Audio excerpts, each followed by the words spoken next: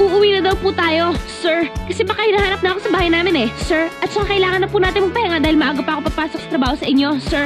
O ano, sir? Mahaba na ba yung sinabi ko sa inyo? Okay na ba yon, sir? What if I told you that I've fallen? Jason pangalan ko, Jason, okay? Sige si sir, nakakahiya naman Sige po. ka. Kapag inulit mo yan, I'm gonna kiss you. And I like that it won't go away. But never mind, don't wanna give you any trouble. Never mind, never mind.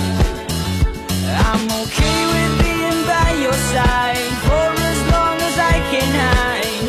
What if I told you that I've fallen? Sir?